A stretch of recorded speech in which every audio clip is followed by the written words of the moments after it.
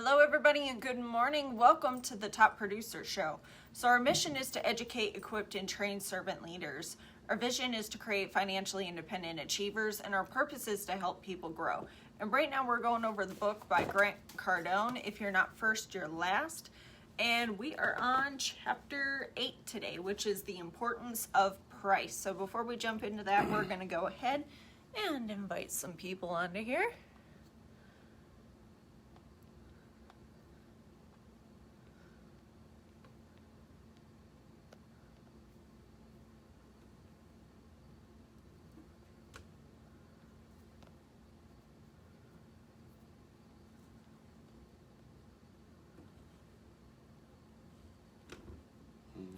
We have a cat mowing on the tripod. I just kicked her off of my lap, so that's why she's being a stinker.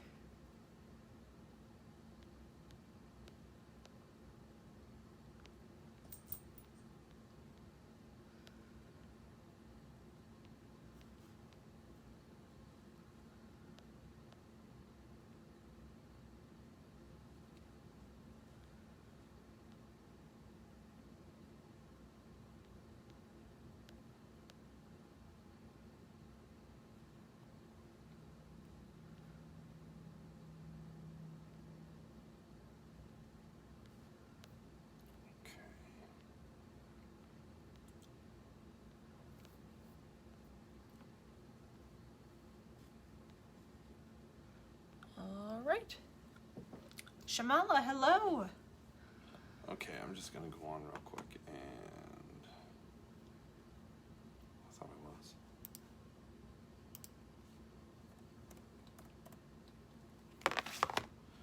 Okay, the importance of price. Hello, Shamala.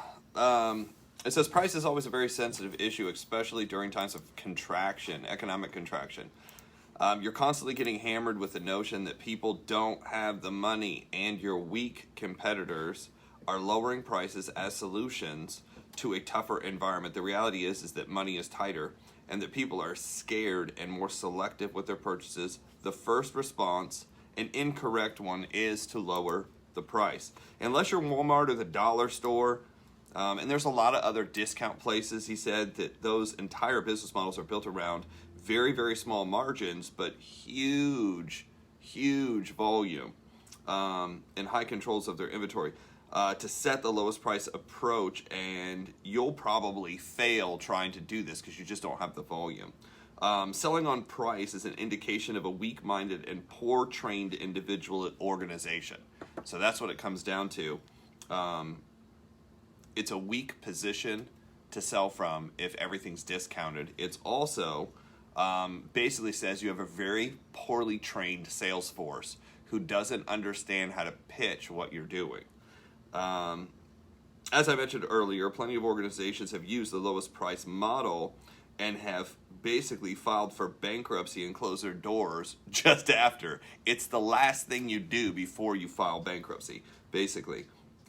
If you are going to sell forever products due to a tight if you're going to sell fewer products due to a tight economy, you have to do a better job at determining your prospects' needs. So basically, you have to have a better trained sales force, right?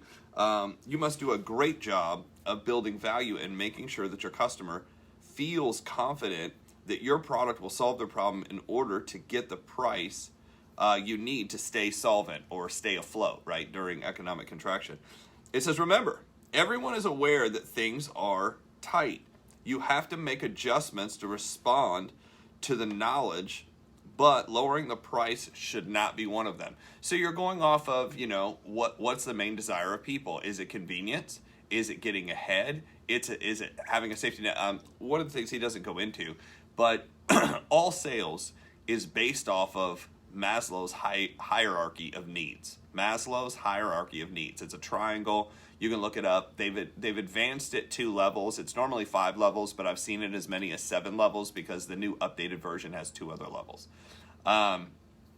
It starts with the basics. The basics are food, water, shelter. If your product, if your service provides the basics, the food, water, shelter, you're probably in a good position to stay afloat just because if it's one of the basic things. But think about the competition in food, water, shelter. I'm just kind of throwing this out there. Think about all the competition with water, right? I mean, how many choices of water? Why should I buy your water over their water?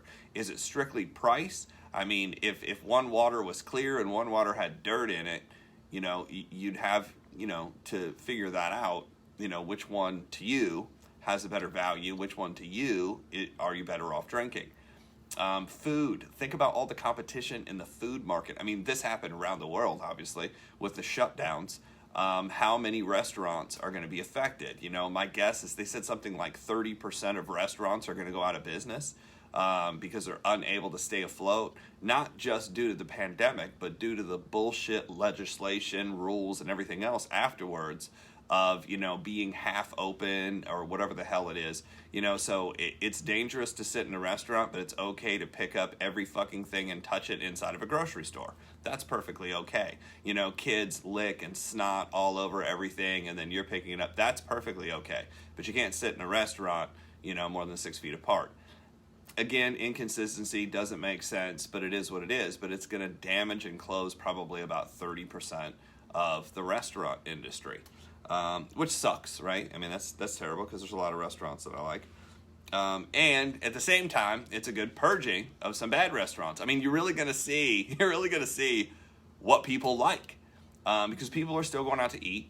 Every restaurant we've kind of been in, I mean, the ones we go to, they're packed. Yeah. But I see a lot of, newbie startups that, are in deep shit. Remember, everyone is aware that things are tight, so, you kind of have to look into this. Do the math, and you'll discover that lowest price with less volume formula will not work out for you. You have to learn how to sell your product and justify the price by building value, selling yourself and your company, and creating a wow experience. That's what he comes right out and says, the wow experience. Like, why you? Why you? Why now? What is something you're doing that nobody else is doing that you can offer? It's also important to understand that those who are ready to buy will not just shop your product against competitors' product. They're also comparing your product to unlike products. So it's like, I only have this $50. Do I want to spend this $50 with you, or do I want to spend it on something else that I can do? Not just a competitor, but completely something else. Reallocating the money.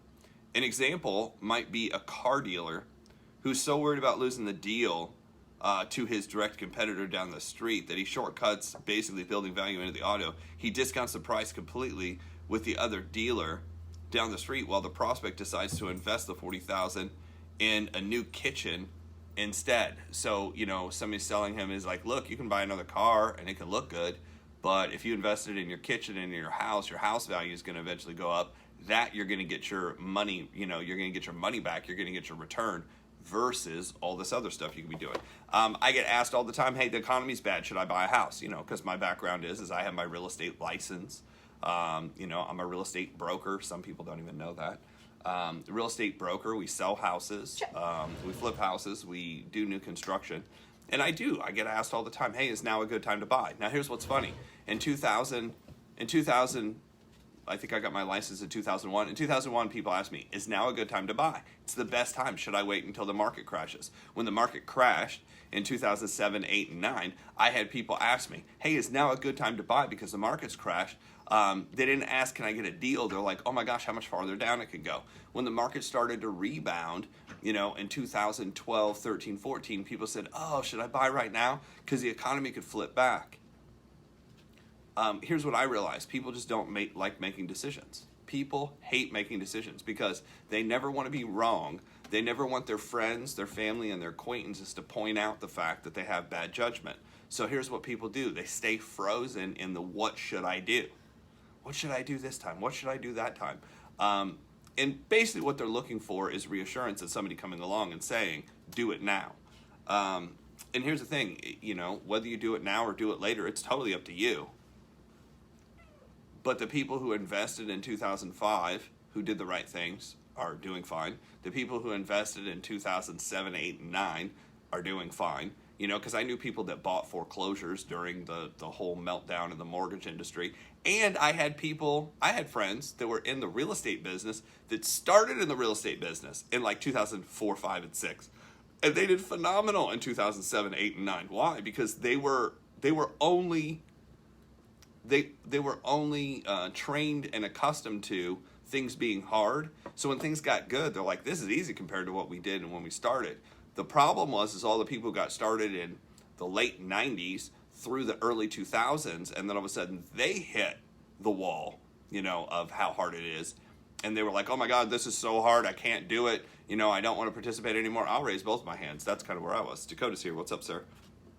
So, the value proposition is greatly misunderstood. Hopefully, the following example can clarify it for you. If I sell a book for $30 and you give me $30, the reality is that you either believe the book is worth $30 or you don't value your $30. You might even feel like the book is worth $30, but because I didn't convince you that it was worth more, you may decide to take your money would be better spent elsewhere. People will not give you any amount of money if they don't think what they're getting back is worth that much. Pretty simply. What does this have to do with selling in a changing economy and being able to advance and conquer? Everything. So he's basically saying the mentality is you have to believe that and number one, you have to believe that there are people out there that have money. One of the biggest problems in direct sales and network marketing is if you've always been broke, you think everyone's broke. And you treat everyone like you are making the evaluation. And you pitch everyone like you are making the buy. And it comes across in everything you say. How do you change that? Well, number one, you can change that by actually going out and working and having enough money coming in that it's not an issue, right? Chance knows this. Jordan knows this. Hello. You have to have enough money coming in where, the buys you're making, you feel okay about. By the way, you usually will never make big money if you can't spend big money. Mm-hmm. And if you want to attract big money, you have to be like that. It's very, very, very rare that you'll see somebody basically who lives, watch this, you'll rarely see somebody who lives in a $100,000 house sell $1 million house. Why?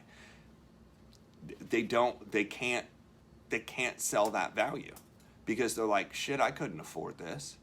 I couldn't afford, they're looking down at, and if you ever see a real estate sheet, especially a listing, it has on there, the price of the house, it has on there the square footage, it has on there the number of rooms, it has on there all this stuff, but it also has on there things like utilities, taxes, or not utilities, but it has taxes on there.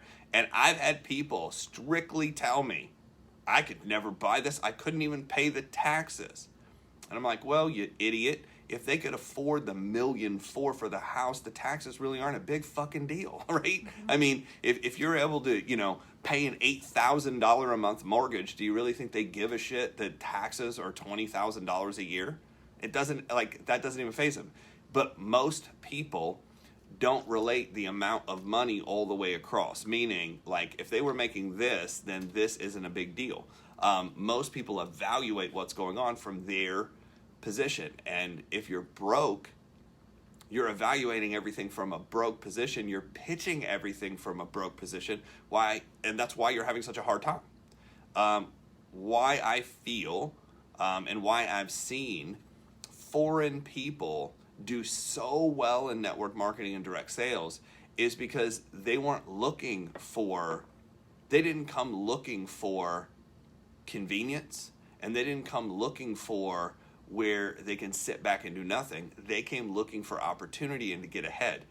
For instance, I have a friend that moved from Venezuela, and he told this story at one of our events. I think I actually have it taped online on YouTube somewhere, but he tells this story that when he came here, he's like, well, I didn't know English, so I had to basically get a job where I didn't know English. I think he got a driving job of some kind.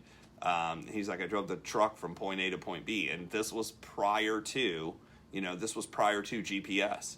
So, I mean, he was literally having to read a map to find out, which is kind of a problem, right, if you don't know English. But he was able to figure it out and make money. He goes, then I realized I had to learn English. So he goes, I got a job at McDonald's. That's pretty humbling. Like, you know, you don't know English, you get a job at McDonald's, people are pointing and stuff. You're like, I have no idea. You're looking at the register. So he's like, I became a cook and, you know, started, you know, flipping hamburgers. And from there, he worked his way up, cashier. They gave him assistant manager position. Why?